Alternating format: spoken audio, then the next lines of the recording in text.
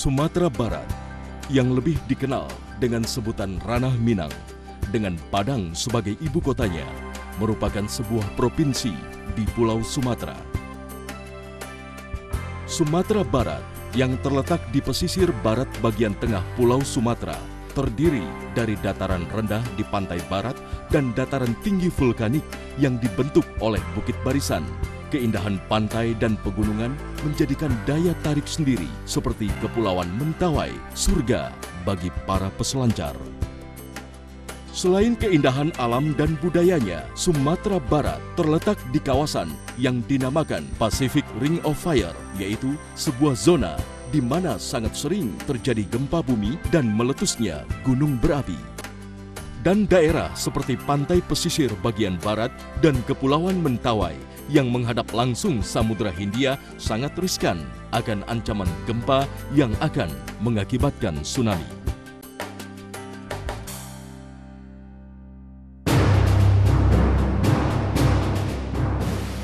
Pada tanggal 25 Oktober 2010, sekitar jam 21.42 waktu Indonesia Barat, terjadi gempa berkekuatan 7,2 skala Richter di sekitar 150 mil atau 240 km sebelah barat Bengkulu, dekat dengan Kepulauan Mentawai.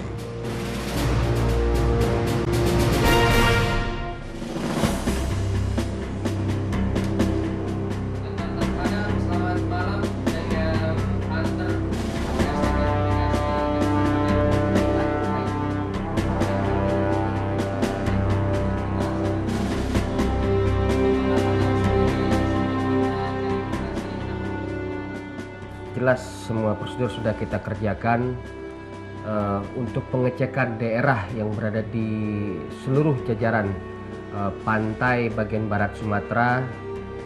Setelah kita cek, pada umumnya masyarakat kita masih dalam keadaan baik-baik saja.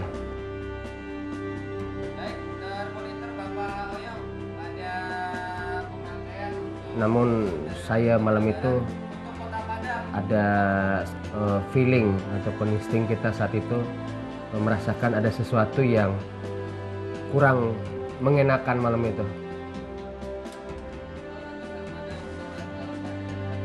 Dan kita meminta kepada rekan-rekan kalau mendapatkan informasi ataupun sempat menjalin komunikasi terutama dengan daerah yang ada di Kabupaten Kepulauan Mentawai, mohon dengan sangat kami yang bertugas di kantor SAR Padang malam itu mohon disampaikan juga, karena kita masih merasakan rasa khawatir yang sangat sehubungan dengan berita yang belum bisa kita dapatkan bagaimana keadaan sesungguhnya bagi saudara-saudara kita yang ada di Kabupaten Kepulauan Mentawai pada saat itu. Baik, Pak Riko, daerah Pak.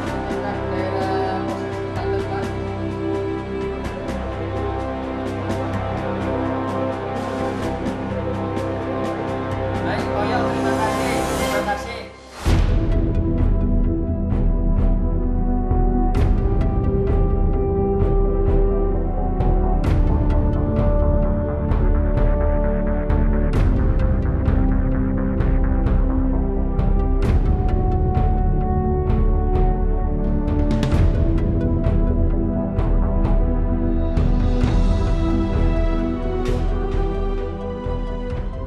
Pada saat pukul 21.42, gempa berkekuatan 7,2 skala Richter terjadi. Pada saat itu, saya berada di rumah dan saya langsung menuju kantor untuk mengkoordinir semua staf dan pegawai kantor SAR Padang ini. Koordinasi yang saya lakukan adalah pertama-tama koordinasi kepada Kasio. Kasio itu waktu itu dijabat oleh Pak Dwi Warmen untuk memanggil semua pegawai kantor SAR Padang, baik reskuer maupun non-reskuer, untuk berkumpul di kantor. Karena intuisi saya mengatakan bahwasanya ini terjadi sesuatu yang berbahaya. Namun, di mananya kita belum mengetahuinya. Setelah saya plotting di peta, saya menyimpulkan bahwasanya terjadilah gempa di seputaran Mentawai, sebelah selatan Pulau Mentawai. Kemudian saya langsung menghubungi Bapak Direktur Operasi untuk melaporkan bahwasannya telah terjadi gempa berkekuatan 7,2 skala Richter.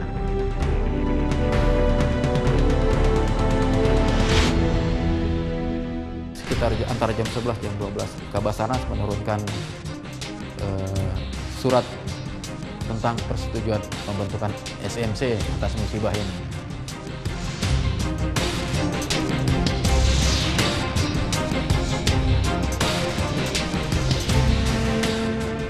Briefing terus kami lakukan, koordinasi terus kami lakukan, memanggil semua potensi SAR yang terkait dengan kantor SAR Padang, dan atas itu disimpulkan untuk memberangkatkannya pada esok hari pagi.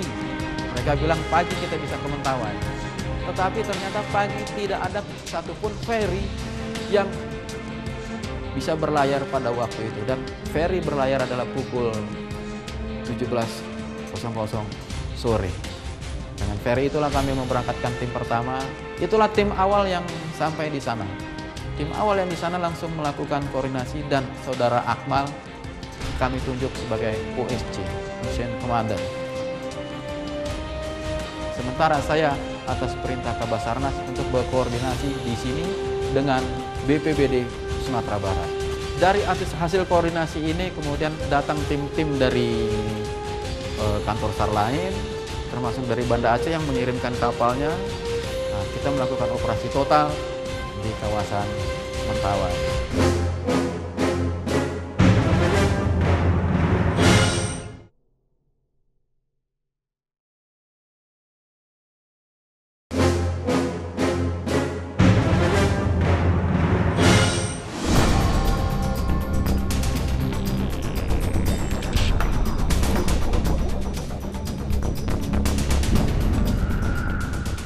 Jadi malam itu kami berkumpul bersama di sini, dibriefingkan oleh Kepala Kantor dan Kasubsi Operasi. Kami briefing di sini bahwa telah terjadi gempa. Beberapa menit setelah itu kami belum mendapatkan informasi apakah terjadi tsunami atau tidak. Belum. Setelah terbentuknya struktur organisasi operasi, beliau selaku SMC SAR Mission Koordinator.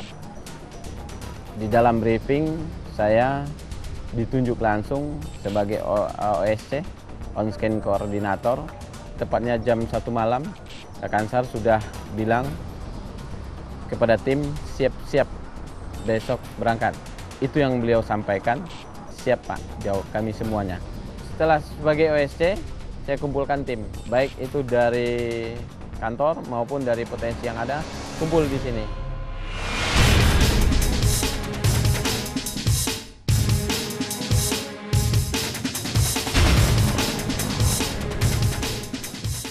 Kebiasaan sudah siap dengan peralatan-peralatan yang ada, baik peralatan pribadi sudah disiapkan maupun peralatan untuk tim yang akan digunakan di Mentawai. Saya sebagai OSC Koordinator, saya briefing dan saya laporkan kepada SMC bahwa tim saya siap untuk diberangkatkan.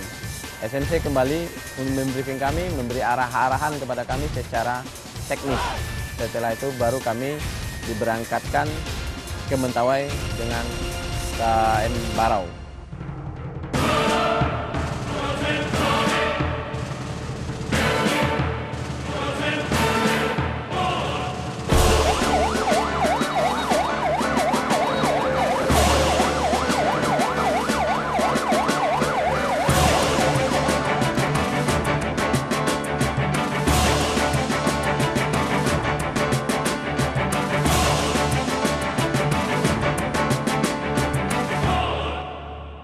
Tiba di lokasi, jadi di sana saya berkoordinasi dengan Bapak Bupati, Pak Dandim, Pak Josafat, Pak Kapolres, Tua Pejat itu, Kapolres Mentawai. Kami berembuk bersama apa-apa saja yang harus kita lakukan. Kita dirikan posko SAR, setelah itu baru kita pelajari titik-titik mana yang harus kami lakukan operasi pencarian dan pertolongan.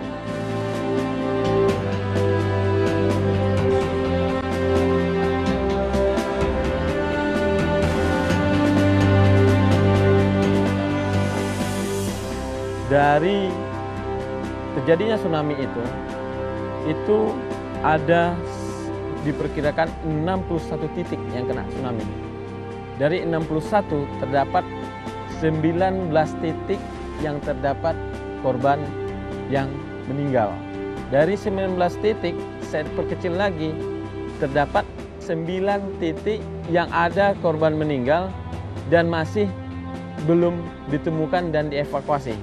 Jadi 9 itulah target saya dalam pencarian dan pertolongan. Target utama pada saat itu adalah Muntai Baru-Baru yang membawa bendera rescue, artinya berkualifikasi rescue itu lebih kurang 50 tim yang tergabung dengan saya, dengan jumlah personilnya itu hampir 600 atau 585 orang yang tergabung dalam pencarian dan pertolongan. Nah, itu juga tergabung dari tim rescue yang dari Prancis, dari Malaysia gabung sama kita. Jadi gabung sama kita satu komando dalam pencarian dan pertolongan.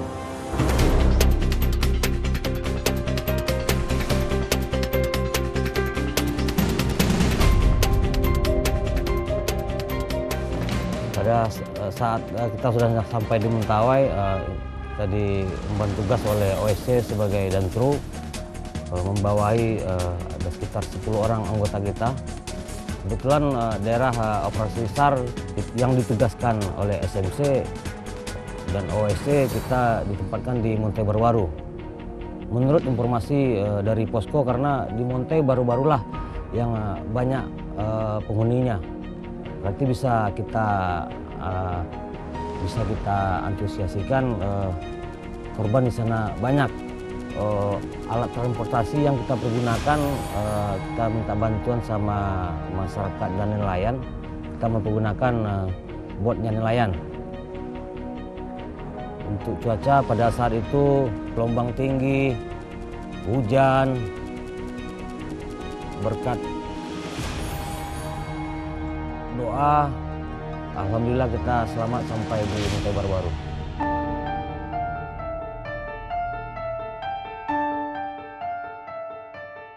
Pada saat sampai di Muntai Baru-Baru, saya pun merasa bagaimanalah.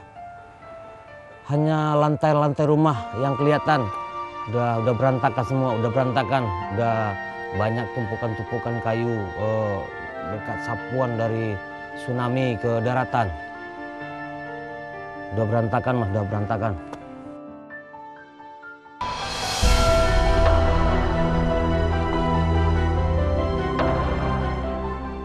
Pada saat itu pola pencarian yang kita gunakan tipe 3, yaitu sistem paralel.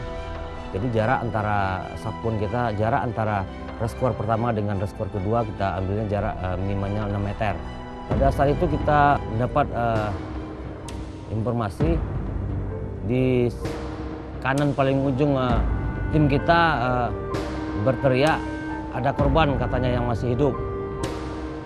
Alhamdulillah kita fokuskan semua tim untuk merapat ke titik di mana korban itu ditemukan. Kita lakukan medipack, kita evakuasi dia. Untuk korban jenis kelaminnya laki-laki, namanya Martin, umurnya lebih kurang 9 tahun. Yang jelas pada saat kita evakuasi korban dari Muntai Baru-Baru ke Sikakap, korban masih hidup. Sampai sekarang saya pun berdoa mudah-mudahan Martin dalam keadaan sehat dan walafiat.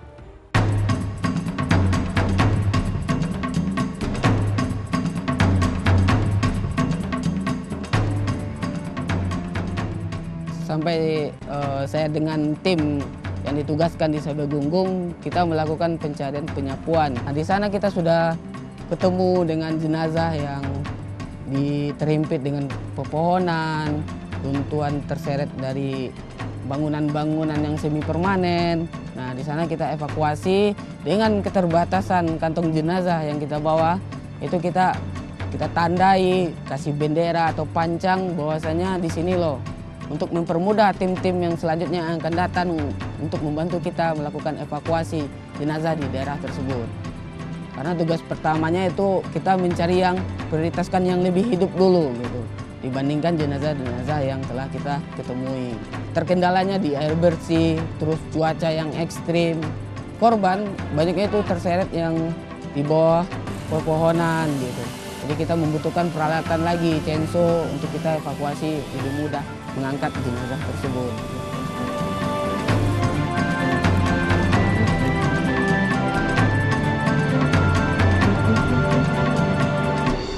korban yang hidup laki-laki kisaran umur 12 tahun. Survivor yang keluar mengikuti arus sungai yang berada di barat Sabegunggung, itu dia menggunakan alat apung styrofoam. Styrofoam dia keluar sendiri, mungkin dia terseret arus di saat kejadian tsunami malam. Pagi hari ketiga kejadian dia keluar menggunakan styrofoam, mengapung dan membawa makanan cadangan duren dengan keadaan selamat. Tapi pakaiannya basah, jadi kita dengan tim sempat mengganti pakaiannya dengan kering dan menanya apa yang sakit dan mentreatment dia di saat itu.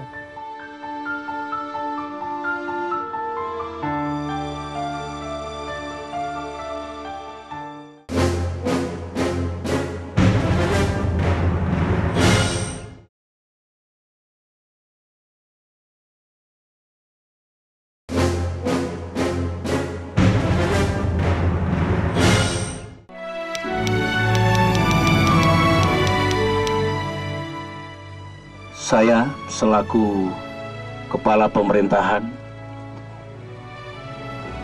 ingin menegaskan sekali lagi apa yang saya sampaikan beberapa saat yang lalu, dan insya Allah akan pemerintah tuangkan nanti dalam satu kebijakan dan instruksi, apakah peraturan pemerintah, peraturan presiden, instruksi presiden, bahkan kalau perlu kita tarik menjadi undang-undang, yang intinya adalah perlu dilakukan penataan kembali lokasi-lokasi pemukiman yang nyata-nyata rawan terhadap gempa bumi dan tsunami, termasuk tanah longsor.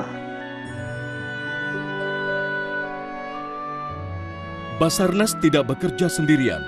Kerjasama antar instansi terkait mereka lakukan, serta Basarnas pun membina potensi SAR yang ada. Memang kita sebetulnya sudah ada protap ya, yang kita sepakati bersama. Sehingga ketika terjadi gempa di Pagai itu, kita langsung berkomunikasi dengan Basarnas terkait dengan kira-kira tindakan apa yang harus kita lakukan. Nah, itu tentu berdasarkan besaran kejadian. Malam itu memang akhirnya diputuskan kita harus kirim tim SAR.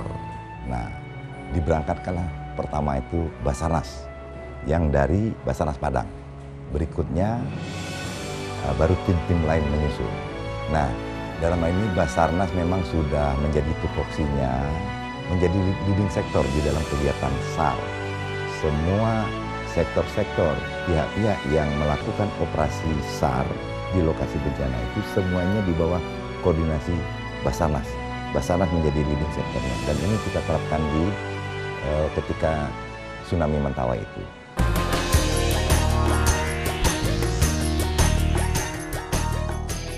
Yang berangkat pada saat itu kami dari Pramuka itu ada 6 orang. Selama operasi SAR Mentawai, kami banyak mendapatkan ilmu dan pengalaman yang sangat berharga, di mana kami bisa mendapatkan ilmu survival, teknik evakuasi yang lebih mendalam, dan di sana kami juga bisa belajar berkomunikasi dengan potensi-potensi SAR yang ada selama di Mentawai.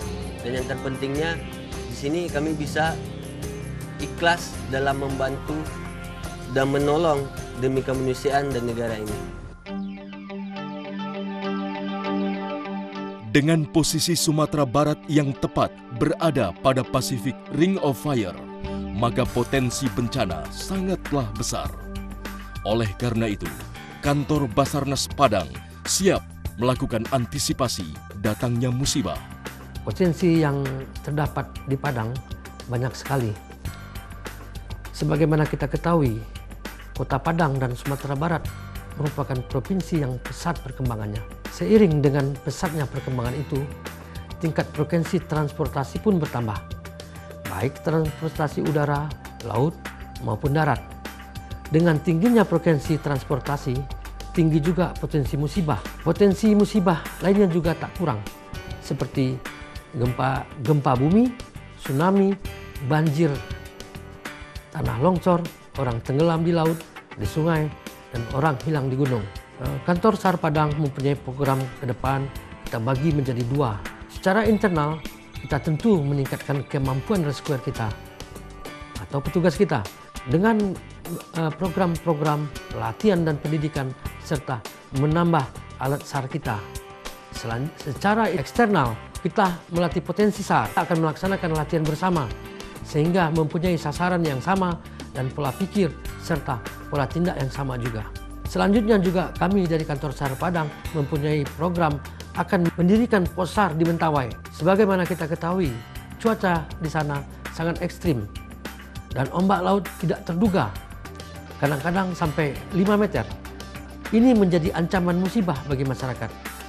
Kita ketahui juga bahwa Kepulauan Mentawai sangat rawan terhadap musibah gempa dan tsunami. Ini karena Kepulauan Mentawai adalah termasuk dalam Ring of Fire. Inilah ide kita, mengapa kita merencanakan mendirikan pos di Mentawai, supaya respon time layanan SAR kita lebih cepat.